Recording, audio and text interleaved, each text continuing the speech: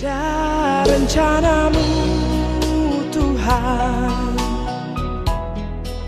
di dalam hidupku, walau ku... Shalom, puji Tuhan. Kita bersyukur kepada Tuhan karena kita terjaga dan terpelihara oleh Tuhan. Haleluya, haleluya. Dan hari ini saya akan mau berbagi firman Tuhan di dalam 1 Petrus pasal 4 ayat 7. Di sana dikatakan, saudara-saudara, kesudahan segala sesuatu sudah dekat. Karena itu kuasailah dirimu dan jadilah tenang supaya kamu dapat berdoa. Tema kita atau judul renungan kita adalah menguasai diri dan tetap tenang. Saudara-saudara dalam kasih Tuhan Yesus Kristus, hari-hari ini banyak orang yang mudah sekali terpancing emosi dalam bertindak alias tidak tenang. Karena tidak tenang, kita pun sering keliru dalam membuat keputusan. Sehingga ini berimbas kepada tindakan yang namanya ceroboh. Nah, Rasul Petrus menasihati orang percaya untuk bisa menguasai diri dan tetap tenang di segala situasi supaya dapat berdoa, supaya bisa fokus, supaya bisa terarah doa kita. Dan ketika kita dalam posisi tidak tenang, panik, gelisah, emosi, jengkel, dan marah, atau galau, atau gundah gulana, tentunya akan sulit untuk berdoa. Tidak konsen, tidak fokus. Ya, ada banyak hal di dunia ini yang membuat orang tidak bisa tenang dalam menjalani hidup, yaitu masalah, tekanan, tuntunan pekerjaan atau tuntutan pekerjaan, ya, pengaruh lingkungan, dan masih banyak lagi. Kadangkala prinsip dan pendirian kita, keteguhan kita bisa terpengaruh karena pengaruh lingkungan. Sehingga kita bisa meninggalkan tanggung jawab serta usaha-usaha kita. Ya. Karena apa? Karena pengaruh lingkungan.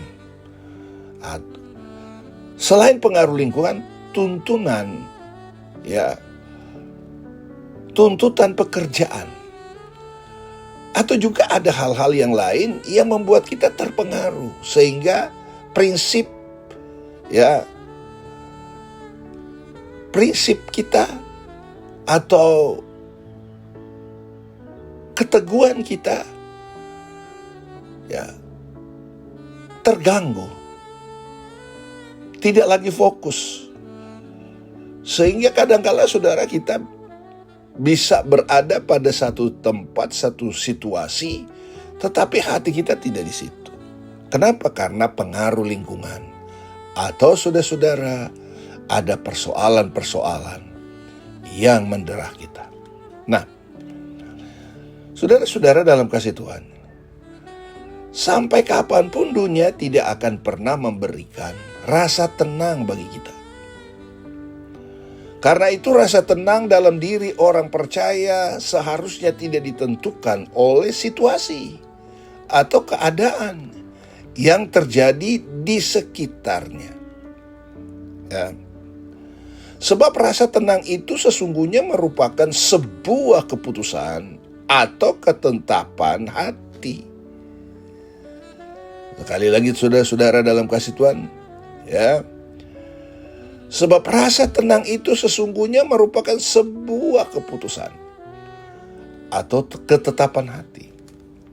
Sekali lagi, ketetapan hati kita bisa terpengaruh bisa tergoda karena situasi. Nah, saudara-saudara, sedahsyat apapun badai gelombang menerpa kita, ya, dan kita bisa membuat keputusan untuk tetap tenang. Mengapa kita harus selalu tenang?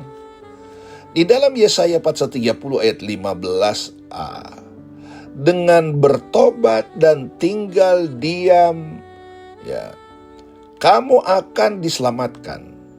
Dalam tinggal tenang dan percaya terletak kekuatanmu.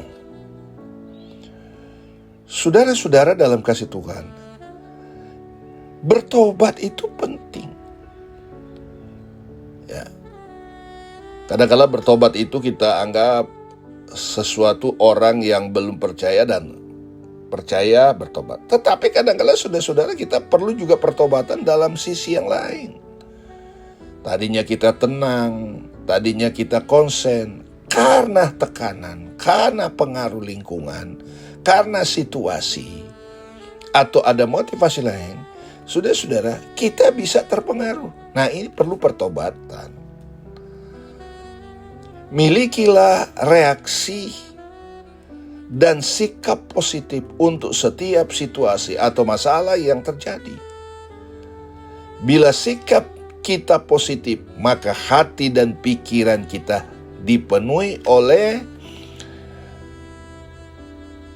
Filipi pasal 4 ayat 8. Semua yang benar, semua yang mulia, semua yang adil, semua yang suci, semua yang manis, semua yang sedap didengar, semua yang disebut kebajikan dapat dan patut dipuji. Haleluya.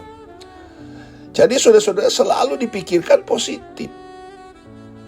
Ya, ketika kita selalu berpikir positif, itulah yang membuat kita tetap tenang, tidak terpengaruh, tidak ambil tindakan yang ceroboh, yang sesuai dengan kehendak kita sendiri. Karena apa? Karena kita memiliki pikiran yang positif. Karena kita tahu benar bahwa Tuhan turut bekerja dalam segala sesuatu untuk mendatangkan apa? Kebaikan. Allah selalu turut bekerja dalam segala sikap, ya, kita, ya, Allah turut bekerja menghadirkan kebaikan. Dan bahwa pencobaan-pencobaan yang kita alami adalah pencobaan yang biasa, yang tidak melebihi kekuatan kita. Haleluya.